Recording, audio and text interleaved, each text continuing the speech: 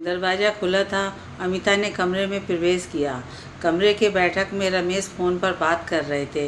अमिता चुपचाप दरवाजे के पीछे छुपकर अपने पति की बातें सुनने लगी। बातचीत में मकसूल रमेश को पता भी न चला और वे बातें कर रहे थे। शोभा जी, आप बेहद खूबसूरत हैं। मैं सच कहता हूँ, आपसी हसीन आज तक नहीं देखी। क़यामत ढा देती हैं आप। जब मुस्कुराती हैं लगता है हजारों फूल फिजाओं में बिखर गए। अमिता सोच रही थी, उसका पति किसी और की तारीफ कर रहे हैं। कौन है वो? आज मैं अकेला हूँ। वो बिजली का बिल जमा करने गई है। नहीं नहीं, वो ही जाती है पानी बिजली का बिल जमा करने। मुझे उलझन होती है। सुनो ना, मुझे ऐसा महसूस हो रहा है जैसे आप मेरे करीब हो। क्या एक किस कर लूँ? म्मा। कैसा लगा जानू? माथे पर किया और क्या? बोलो ना, शर्माया ना करो। कौन सा होठों को छुआ हमने? करती है वो भी, पर आप जैसा सबाब वो अदाएँ उसमें कहाँ हैं। 2 बच्चों के बाद वो पास फटकने भी नहीं देती। हर वक्त कहती है थकी हूँ, मन नहीं है। बोलो ना, अब मैं अपना प्यार किस पर लुटाऊँ? अमिता चुपचाप सुन रही थी और रो रही थी, मगर खुद को ना जाने क्यों रोके थी। अमिता मुझसे बड़ी लगने लगी है। 5 साल का अंतर है, फिर भी साथ ले जाता हूँ तो शर्म लगती है बहुत। काश आप मेरी पत्नी होती, दिन रात प्यार करता और पलंग से उतरने भी न देता। सच जान माँ। अच्छा, कल मिलता हूँ। अमिता भी आने वाली है अब। अमिता दौड़कर बाहर बाथरूम में आ गई। दीवार पर सटकर सिसकियाँ भर भर कर रोने लगी। क्या उसका पति बाहर की औरत से उसके बारे में क्या कह रहा था? कौन थी वो? क्या दोस्त? क्या मेरी सौतन? क्या करूँगी अगर मुझे छोड़ दिया तो? कहाँ जाऊँगी मैं? क्या कमी है मुझ में?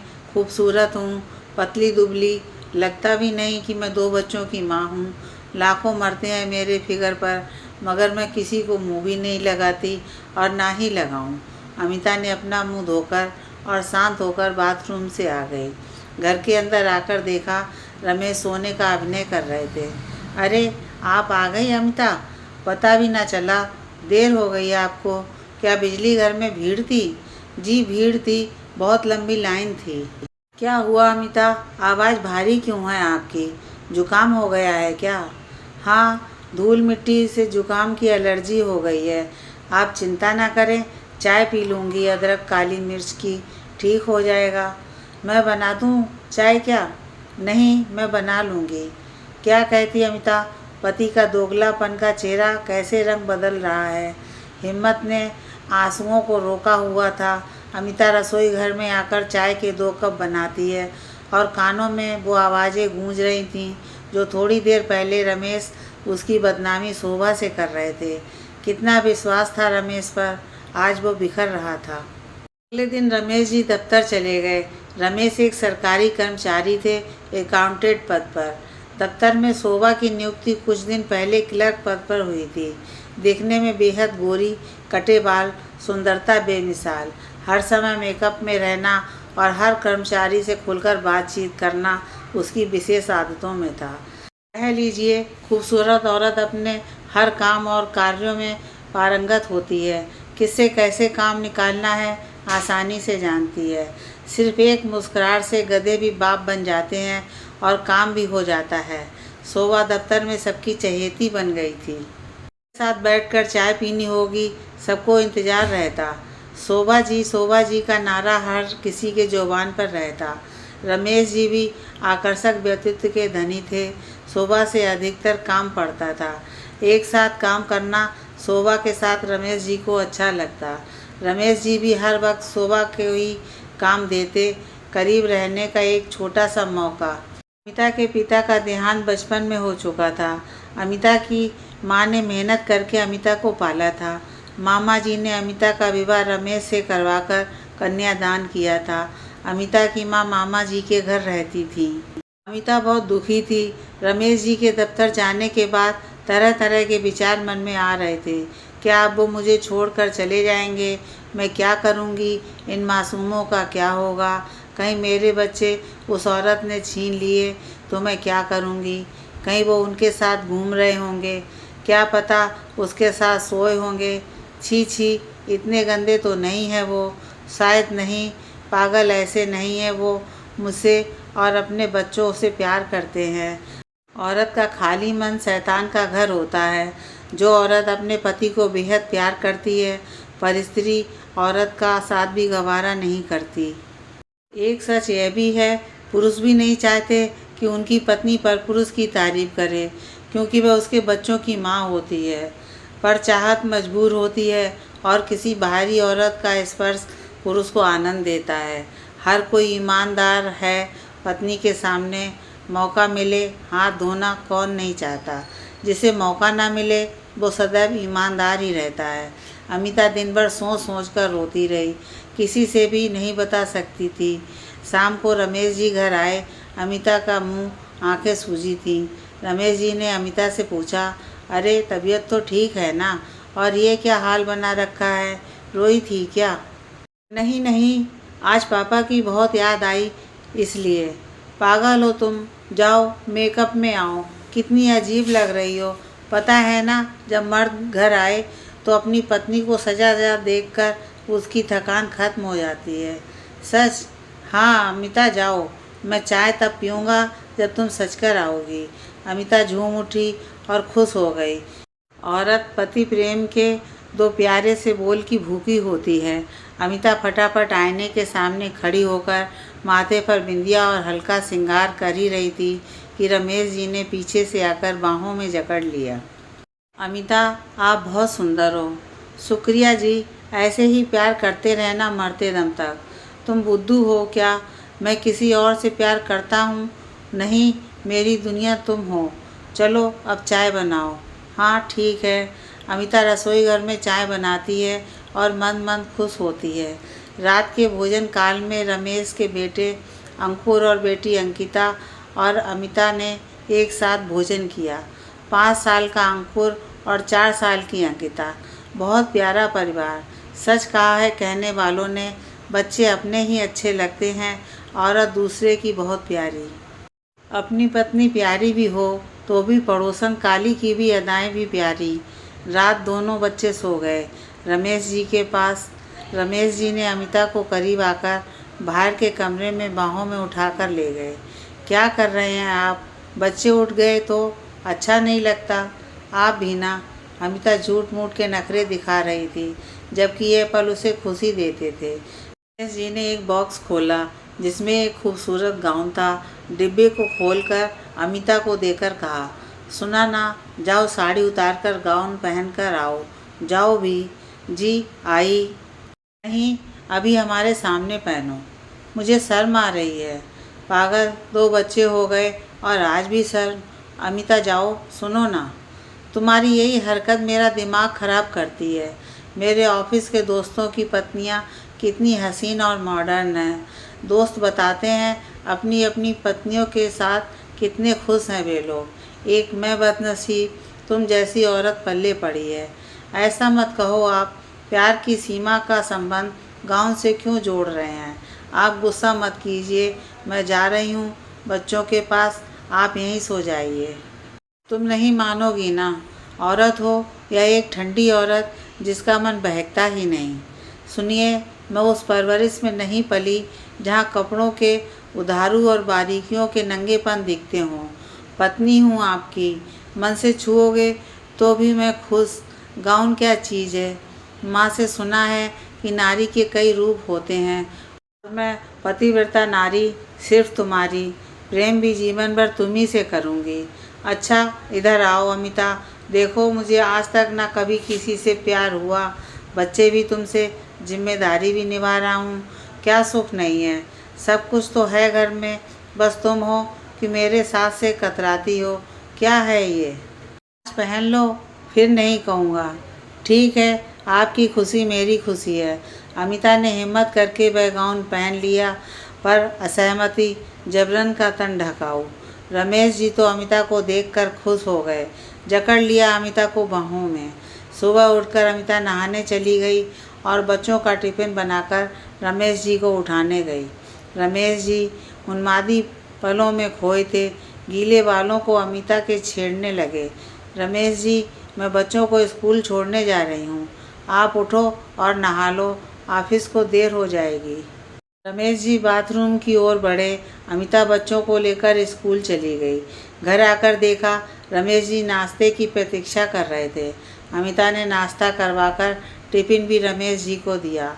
रमेश जी बाइक पर बैठकर दफ्तर चले गए। अमिता रात के पलों को याद कर रही थी और खुशी महसूस कर रही थी। आज आप देर रात घर आए हैं और वो भी शराब पीकर। बच्चे भी आपका इंतज़ार करते रहे। हमने अभी तक खाना भी नहीं खाया। अमिता ने कहा, तुम लोग खा लेते, मैं खाकर आया हूँ। ऐसा पहले कभी भी हुआ नहीं। आप अपने घर में ही खाते हैं, हम सब मिलजुल कर खाते हैं। एक फ़ोन ही कर देते, मैं ज़्यादा न बनाती। अच्छा मत खाओ, तुम औरतों की किचकिच। आज खा के आ गया तो पहाड़ टूट गया। मैंने यही तो कहा, बता देते। गुस्सा मत करो आप, मेरा दिमाग मत खराब करो। मैं चला सोने। अच्छा खासा मूड खराब कर दिया। कितना एंजॉय किया था शो के साथ। क्या शो? कौन? बोलो। कुछ नहीं, नो सवाल नो जवाब। ओके। लड़खड़ाती आवाज़। संभल गए जरा रमेश। शोभा का नाम पूरा निकल जाता तो गड़बड़ हो जाती। नशे में थे रमेश। पलंग की ओर बढ़कर जूतों में ही सो गए, आधे पलंग पर। अमिता आज के व्यवहार से व्यथित थी। रमेश पहली बार पीकर आए। पीते थे पर इतनी ज़्यादा कभी नहीं कि नशे में शोभा का नाम ले रहे थे। मन में याद आ रहा था कि जब बिजली का बिल जमा करके घर आई थी, शोभा से बातें कर रहे थे। यही है वो शोभा। मन द्रवित था। देखा रमेश पलंग पर औंधे पड़े हैं। पत्नी धर्म निभाते हुए उनके जूते जुराब उतारे और पलंग पर सही से लिटाकर चादर ओढ़ा दी। रमेश नींद और नशे में थे, शोभा के सुनहरे पल के साथ। अमिता चुप थी, बच्चों के साथ सो गई। मन नींद आंखों से कोसों दूर थी। सुबह रमेश उठ गए। देखा अमिता रोज की तरह चाय लेकर नहीं आई। देखा अमिता बच्चों से लिपट कर सोई है। रमेश ने घड़ी देखी, 7 बज चुके थे। अमिता को नहीं उठाया। रसोई घर में जाकर चाय बनाने लगे। रात के बारे में सोच रहे थे। शोभा का घर और घर पर जाम का दौर। दोनों मद शराब पी रहे थे। शोभा कितनी खूबसूरत है, गुलाबी गाउन, वो भी झीना, अंग अंग महक रहा था। कितनी करीब थी मेरे, कितनी नाजुक है ना, दूध जैसी उजली। ख्यालों में डूबे थे कि चाय उबल कर बाहर आ गई। फूंक मारकर गैस कम की। चाय उबल रही थी और मन में उफान था, चाय के उबाल जैसा। 2 जनों की चाय पक रही थी। हल्की आंच में रमेश खो गए खुली आंखों के ख्यालों में। शोभा ने बढ़कर जब मेरे होठों को उंगलियों के नाखूनों से छुआ था, कसम से मन उफान पर था। पता नहीं कैसे रोका मैंने खुद को। मन था कि बेल जैसे लपट जाऊं, पर मैं जानता हूँ कैसे रोका खुद को। चाय पक पक कर 2 जनों की एक कप ही रह गई। तंद्रा टूटी तो गैस बंद की। चाय कप में छन्नी से छानी तो देखा एक कप ही रह गई। हद है यार, ये 2 कप एक ही रह गई। चलो 2 घूंट पी ही लूँ, फिर अमिता को उठाता हूँ। वैसे भी आज संडे है। रमेश ने अमिता को उठाया और बोले, अमिता माफ़ कर दो, गुड मॉर्निंग। अमिता झटके से उठी जैसे कोई गलती हो गई हो। आँख मीचकर बाहर उजाला देखकर सकपका गई। रात नींद नहीं आई। सुबह ही सोई थी 4 बजे। और रमेश रात की बात भूल चुके थे क्या? चाय का कप लेकर बोली, आपने चाय क्यों बनाई? मुझे उठा देते, मैं बना देती। कोई बात नहीं, आज संडे है, आज ब्रेकफास्ट बाहर सनराइज़र में करते हैं। फटाफट उठो और नहाकर बच्चों को तैयार करो, मैं चला नहाने। रमेश टॉवल लेकर चले गए बाथरूम में। अमिता चाय पी रही थी और सोच रही थी, कितने चेहरे लगाए हैं रमेश। आज कुछ याद नहीं, रात का नशा और शोभा का नाम सब भूल गए या चापलूसी। अमिता उठकर रसोई घर की ओर बढ़ी। बच्चे उठ गए थे। अंतर्मुखी अमिता चुप थी। नहाकर फटाफट बच्चों को तैयार किया। रमेश कार बाहर निकालकर गेट पर ले आए। अमिता ने गुलाबी साड़ी पहनी, बाल खुले, हल्का श्रृंगार किया। रमेश ने गुलाबी साड़ी में अमिता को देखा। उसे शोभा का जीना गाउन याद आ गया। मंद मंद मुस्कुराहट आ गई होठों पर। बच्चे अमिता कार में बैठकर सनराइजर्स होटल की ओर चल पड़े ब्रेकफास्ट करने। अरे अमिता, क्या हुआ? उदास हो क्या? माफ़ करना जानू, कल रात की बात से दोस्तों के साथ थोड़ा बैठ गया था, कुछ ज़्यादा ही हो गई थी। पीने का मन नहीं था पर दोस्तों की जिद थी। मैंने आपसे कोई शिकायत की नहीं ना, आपकी मर्जी है, आप पिएं, रोज़ पीजिए, पर मेरे बच्चों का भविष्य अंधकार में ना रहे। अमिता की आंखों से आंसू के मोती बाहर आ गए, जिन्हें बाहर आने से अमिता रोक ना पाई, गालों पर टपक पड़े। इसने भी देख लिया पर कुछ ना बोले, नज़रें इधर उधर फिराने लगे। खाओ ब्रेकफास्ट, ठंडा हो रहा है, मूड अपसेट ना करो मेरा। सॉरी बोला ना, अब क्या कान पकड़कर उठक बैठक करूं क्या? अमिता अंदर से उदास थी, मुस्कुराहट होठों पर बोझ लग रही थी, जबरन मुस्कुराहट गालों पर खिंचाव दे रही थी।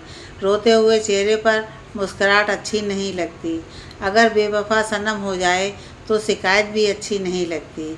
नहीं, शायद मैं ही नहीं समझ पाई आपको आज तक, व्यंग था अमिता के स्वर में। बच्चे खुश थे आज पापा के साथ बाहर आकर नाश्ता जो खाया। अमिता तो उदास थी, अपने पति के दिखावे और चेहरे के बदलते रूप से लड़ती क्या। बच्चों की खुशी उसका जीवन था और सच भी, औरत अपने पति के पीछे चिराग लेकर नहीं घूमती कि उसका पति बाहर क्या करते हैं, किसके साथ हैं, क्या कर रहे हैं। चिड़ियाघर की सैर की सपने। बंदरिया अपने बच्चे को सीने से चिपटाई थी, अपने स्तनों का दुग्धपान करा रही थी। अमिता देख रही थी और सोच रही थी, कौन है इस शिशु का पिता? में पुरुष बानर जाति 100 बंदरियों से अपनी वासना भी तृप्त नहीं कर पाता और नारी बंदरियां सहन करती हैं सहवास और जन्म देती हैं पुरुषत्व के बीज को। कोई परवाह नहीं कि कैसे और कौन पालेगा। नहीं पता कितना अंतर है मनुष्यों और जीवों में। मनुष्यों का गुण अपने बच्चे प्रिय, पर नारी पर नज़र। बच्चों की तालियों ने अमिता की सोच को नींद से जगा दिया। बहुत कुछ देखा चिड़ियाघर में। हथनी अपने शिशु के साथ खेल रही थी, बत्तख पानी में अपने बच्चों को तैरना सिखा रही थी, चिंपैंजी अपने एकमात्र शिशु की टांग पकड़कर खिला रही थी। कितना अंतर है जीव में और इंसान में। मन थोड़ा खुश हुआ अमिता का। अमिता, खुश होना तुम आज बाहर आकर, घर में रहकर बोर हो जाती होगी ना? जी नहीं, वैसे भी औरत अपने घर और बच्चों में बोर नहीं होती। मेरा घर और बच्चे ही मेरी दुनिया हैं। चलिए, अब मैं थक गई हूँ, घर चलिए। हाँ चलो, काफ़ी कुछ खा लिया है, कुछ खाने की पैकिंग करा लूँ, शाम को खाने की छुट्टी, बच्चे थक गए हैं। आज शाम मेरे नाम देखते हैं? बाद में देखूँगी, थकी हूँ बहुत, लगता है पलंग पर लेटते ही बेहोश हो जाऊँगी। रमेश को ऐसी उम्मीद कतई न थी। अनमने और गुस्से में गाड़ी की ओर बढ़े। अमिता बच्चों को लेकर कार में बैठाकर आगे की सीट पर बैठकर खिड़की से बाहर देख रही थी। शोभा की खनक और सोच दिमाग में अविरलता बह रही थी। बार बार एक फ़ोन आ रहा था और रमेश व्यस्त कर रहे थे। फटाफट एक मैसेज किया, घर पहुंचकर बात करता हूं। घर पहुंचकर अमिता बच्चों के कपड़े बदल रही थी। मेज़ पर रमेश मोबाइल रखकर बाथरूम की ओर चले गए। तभी फ़ोन की रिंगटोन बजी। स्क्रीन पर नाम था आइसक्रीम। अमिता ने फ़ोन रिसीव किया। आवाज़ आई, हेलो रमेश, क्या बात? शोभा पर आपकी नज़रें इनायत ना हुई? नाराज़ हैं क्या? कल रात के बाद मेरी नींद ही उड़ गई। जी, कौन है आप? मैं रमेश जी की पत्नी अमिता। कॉल लगाया आपने? फ़ोन, मैं रमेश जी के दफ्तर से उनके साथ ही हूँ। ज़रूरी काम से फ़ोन किया था, क्या आप बात करा सकती हैं? जी मैम, मैं बता दूँगी। नमस्कार। अमिता शोभा की बेशर्मी की इंतहा देख रही थी। जानती थी कि वो शोभा है। अमिता का गुस्सा गले तक विष बन रहा था। बच्चे सो चुके थे। रमेश दूसरे कमरे में लेटकर मोबाइल पर बात कर रहे थे शोभा से। मध्यम आवाज़ में अमिता कमरे में आई। रमेश ने फ़ोन काट दिया। शोभा, कौन है ये शोभा? आपका चक्कर चल रहा है क्या? आपका पागल हो गई हो क्या? मेरे साथ मेरे दफ्तर में है। अमिता, मैं अपने बच्चों की कसम खा रहा हूँ, ऐसा कुछ भी नहीं। खबरदार, जो मेरे बच्चों की कसम खाई तो 9 महीने का दर्द मैंने सहा है, तुमने नहीं। अच्छा चल गीता रामायण की कसम खाता हूँ। यार क्या हो गया, क्यों शोर कर रही हो? कस्में झूठे लोग खाते हैं, विश्वास दिलाने को कचहरी में भी झूठी कस्में खाई जाती हैं। आप मेरा विश्वास मत तोड़िए, कुछ इज्जत रहने दीजिए। रमेश कुछ न कह सके। अपराध पता चल गया था। अमिता रोती हुई बच्चों के पास आ गई। मन का कुछ विष बाहर आ गया। सुबह का सूरज और चिड़ियों की आवाज़ को नए सुरों में बांध रही थी। नई सुबह की जोत मन में थी। फटाफट खुले बालों को सहलाकर जूड़ा बनाया, दोनों हथेलियों के मध्य को जोड़कर मंत्र पढ़ा, चेहरे पर दोनों हथेलियों को लगाया और रसोई घर की ओर बढ़कर चाय हल्की आंच में रखकर नहाने चली गई। फटाफट नहाकर प्रभु के आगे दीपक जलाकर अपना घर बचाने का आशीर्वाद मांगा। चाय लेकर रमेश को जगाया। रमेश ने देखा जैसे अमिता शांत सौम्यता की मूर्ति लग रही थी। रात शोभा को लेकर अनबन जो हुई थी। अमिता तुम नाराज़ नहीं हो मुझसे? कल रात ज़्यादा ही बोल गया। नाराज़ क्यों? किया क्या है आपने? बोलिए क्या हुआ? अमिता अनजान बन गई। अमिता शोभा को लेकर तुम्हारा शक? नहीं नहीं, आप मेरे सुहाग हैं और मैं आपसे आज के बाद कुछ भी नहीं कहूँगी। जानते हो क्यों? मेरे ही प्यार और पत्नी धर्म में कमी रह गई होगी। आप चाहें कहीं भी जाइए, घूमिए फिरिएगा, आपकी मर्जी।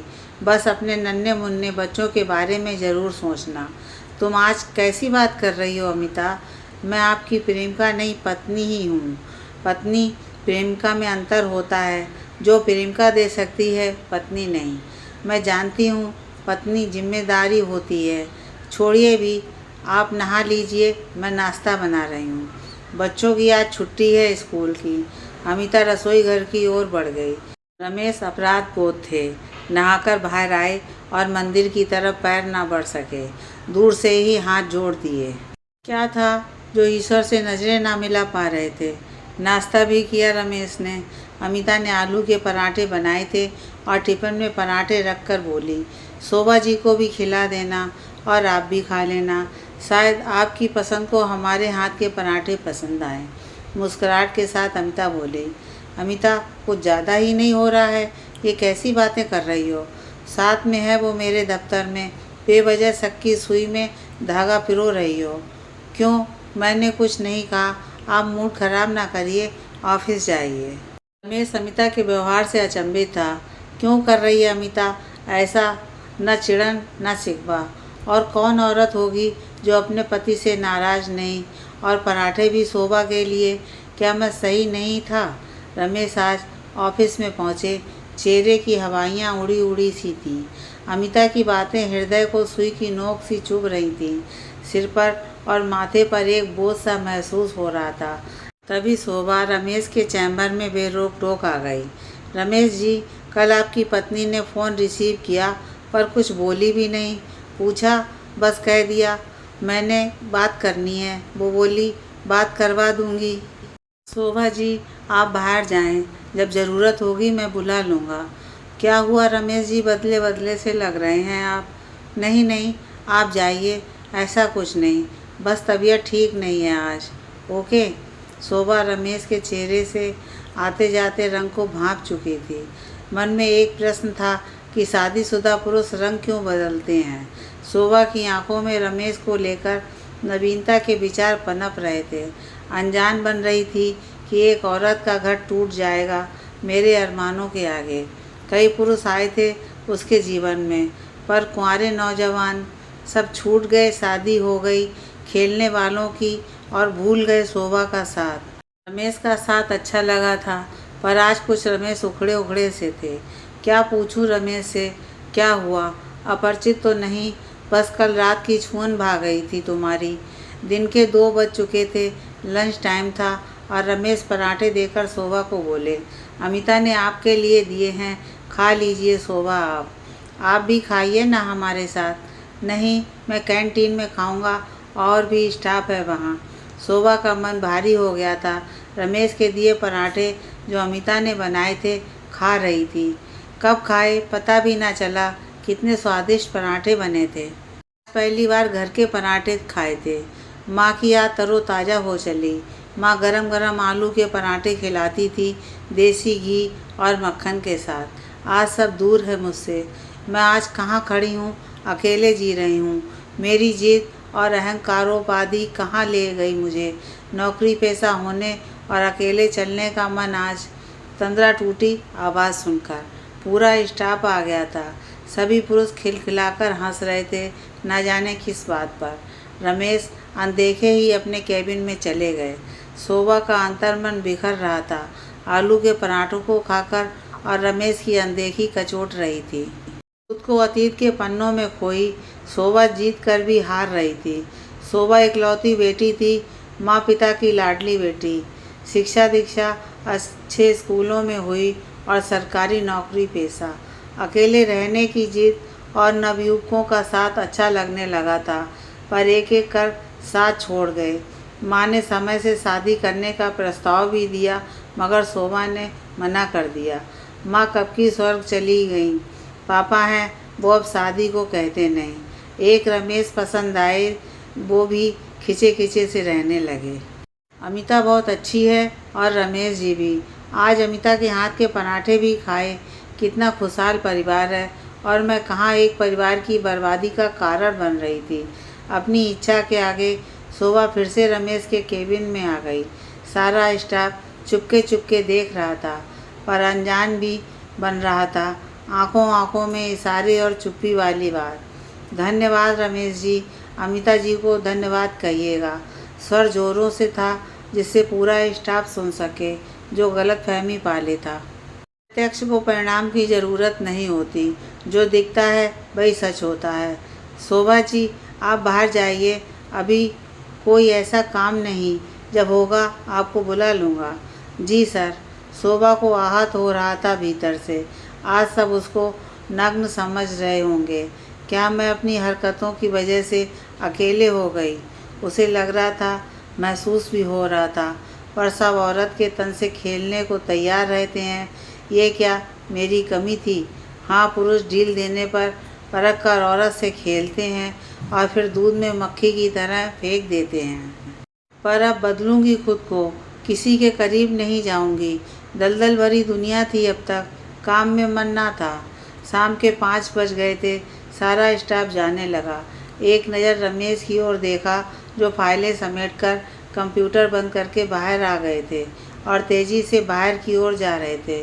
शोभा ने पीछे से आवाज़ दी, सुनिए रमेश जी, मुझे माफ़ करें। आज अमिता जी के पराठों ने मुझे बदल दिया। मुझे आपको अपने घर नहीं ले जाना चाहिए था। उस रात जो भी हुआ सही ना था। हम दोनों के बीच कोई गलत रिश्ता तो नहीं बना, जाम ही तो पिए थे। नहीं शोभा जी, मैं गुनहगार हूँ अपने परिवार का, अपने बच्चों का। पर नारी पर हक जमाने का अधिकार होना अपना घर बिगाड़ना था। आप अपने को अपनी नज़र में मत गिराइए। इंसान परिस्थितियों का दास है। आप जाइए। रमेश जी, एक गुजारिश है आपसे, आप एक बार अमिता के दर्शन करवा दें, जिसके पराठे ने मेरे गुनाह दिखा दिए। अमिता से? नहीं नहीं, क्या घर बर्बाद कराने का प्लानिंग है तुम्हारे दिमाग में? नहीं, बिल्कुल नहीं। नहीं, एक बार फिर ना कहूँगी। शायद ये मेरी आपकी आखिरी मुलाकात हो। ठीक है, पर कोई तमाशा नहीं। रमेश अनमने मन से शोभा को बाइक पे बैठाकर ला रहे थे। शोभा ने कुछ चॉकलेट ली बच्चों के लिए। घर के दरवाजे पर शोभा और रमेश बैठक की ओर चले गए। अमिता रसोई घर की ओर पानी के गिलास लेकर पहुंची। नमस्ते अमिता दीदी जी। अमिता अंदर से पिघलने को तैयार थी, पर हल्की सी मुस्कुराहट देकर, शायद शोभा जी, जी आप हमें जानती हैं? शोभा अमिता के गले लग गई। अमिता ने शोभा के इस व्यवहार की कतई उम्मीद न की थी। शोभा जी आइए, बैठिए, मैं चाय बनाती हूँ। शोभा की आंखें नम थीं। अमिता देख चुकी थी शोभा के आंसुओं को। रमेश बाथरूम में चले गए थे। अमिता रसोई घर में चाय बना रही थी। शोभा रसोई घर में आ गई। आप बैठिए, वो बाथरूम में है, आप बोर हो रही होंगी। अमिता जी, आप बहुत अच्छी हैं। आज मैं आपके पराठे की ऋणी हूँ। आज रमेश सर जी ने दिए, मुझे अच्छा लगा। अरे नहीं, आप भी बहुत अच्छी हैं। शोभा जी, एक दिन बात हुई थी ना आपसे? हाँ जी। अमिता जी, आज सर जी से बहुत जिद की आपसे मिलने की। अच्छा जी, लग नहीं रहा कि हम पहली बार मिले हैं, लगता है पहले से जानती हूँ तुमको शोभा, अमिता ने कहा। रमेश आ गए थे। बैठक में अमिता और शोभा भी हाथ में चाय लिए वहीं आ गईं। बैठो शोभा, लो बच्चे भी आ गए। नमस्ते आंटी। नमस्ते, बहुत प्यारे बच्चे हैं। शोभा ने बच्चों को चॉकलेट दी। जाओ अपने कमरे में, अमिता ने कहा। दोनों बच्चे दूसरे कमरे में चले गए।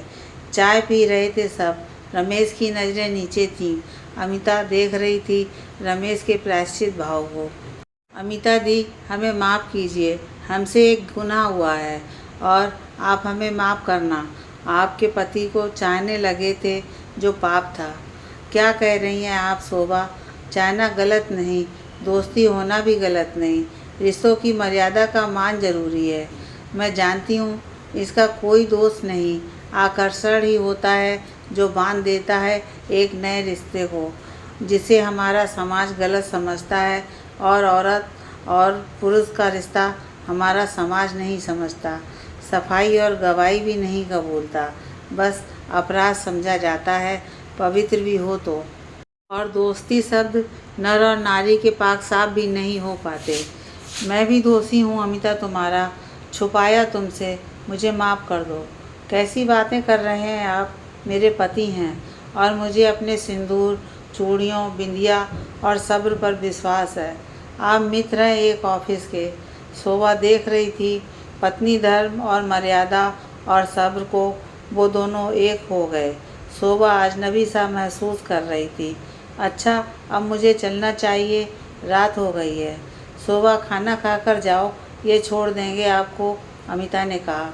नहीं दीदी, अब नहीं, फिर कभी। सर जी, हमें घर तक छोड़ दीजिए। रमेश शोभा को घर छोड़ने चले गए। अमिता खुश थी, सारे गिले शिकवे मिट गए थे। अमिता खुश थी बहुत, अब शक की गुंजाइश न थी। रमेश शोभा को छोड़कर घर वापस आ गए। खाना खाकर बच्चे सो गए। अमिता गुलाबी गाउन में रमेश के कमरे में आ गई। रमेश लेटे थे। अमिता रमेश के बगल में लेट गई। आ गई अमिता तुम? मैं कहाँ गई थी? आप हमसे दूर हो गए थे कुछ पल के लिए। अमिता, मैं क्या कहूँ? अब कुछ ना कहो। अब मेरे सीने पर सिर रखकर मेरी धड़कनों को सुनो, तुम्हारा ही नाम है सच। अमिता शरारती मूड में आकर रमेश की धड़कनों पर कान रखकर बोली। अमिता, अमिता, अमिता, अरे सच में आपका दिल और धड़कन में मैं। दोनों खिलखिलाकर हंसने लगे। आज अमिता रमेश पूरी रात ना सोए, खुशी ही खुशी और प्यार ही प्यार। सच ही है, सुबह का भूला सांझ को घर वापस आ जाए तो उसे भूला भटका नहीं कहते, और पति पत्नी जैसा पवित्र रिश्ता और कोई भी नहीं। शोभा ने अपना स्थानांतरण दूसरे शहर में करवा लिया। उसके सारे गुनाह उसको नवजीवन दे गए।